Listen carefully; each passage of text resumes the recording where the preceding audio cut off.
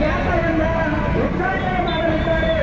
ಹಾಗೆ ಎಸ್ಎಸ್ಎನ ರಾಷ್ಟ್ರೀಯ ಅಧ್ಯಕ್ಷರಾಗಿರ್ತಕ್ಕಂಥ ಆಕಾಶ್ ಅವರು ಈ ಜಾಥಾದ ಮುಖ್ಯ ಅತಿಥಿಗಳಾಗಿ ಪ್ರಮುಖ ಭಾಷಣಕಾರರಾಗಿ ಮಾತನಾಡಲಿದ್ದಾರೆ.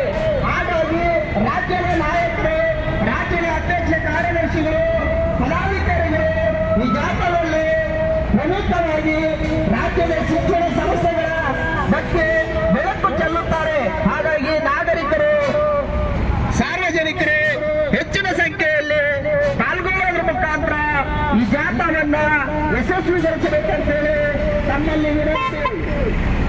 ಇದೀಗ ಈ ಜಾಥಾವನ್ನ ಅಮೆರಿಕದ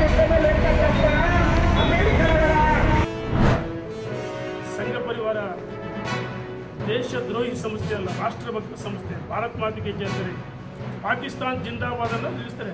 ಸಾಮರಸ್ಯನ ಗೊತ್ತು, ಸಂಘರ್ಷನ ಗೊತ್ತು. ಹಾಗಾಗಿ ಇನ್ನು ಮುಂದೆ ಸಂಘ ಪರಿವಾರದ ಬಗ್ಗೆ ಮಾತಾಡೋದು ಸಹಿಸಲ್ಲ ಅಂತ ನಾವು ಯಾರ್ಯಾರು ಸಂಘದ ಬಗ್ಗೆ ಹೇಳಿಕೆ ಕೊಡ್ತಾರಲ್ಲ ಅವರಿಗೆ ಎಚ್ಚರಿಕೆಯನ್ನು ಕೊಡ್ತಾ ಇದ್ದೀವಿ ನಾವು. ನೋಡಿ, ಪ್ರಿಯಾಂಕಾ ಖರ್ಗೆ ಅವರೇ, ನಿಮಗೆ ಬೆದರಿಕೆ ಕರೆಗಳು ಬರ್ತಾ ಇಲ್ಲ. ನೀವು ಗುಲ್ಬರ್ಗದಲ್ಲಿ ಯಾವ ವ್ಯಕ್ತಿ ಮೇಲೆ ಕೇಸ್ಗಳು ಹಾಕಿ ಅವ್ರಿಗೆ ಏನೇನಾಯ್ತು ಎಲ್ಲ ಗೊತ್ತಿದೆ. ನಿಮ್ದು ಗುಂಡಾಗಿರಿ ಸಂಸ್ಕೃತಿ, ಗುಂಡಾ ರಾಜ್ಯ ನಿಮ್ದು.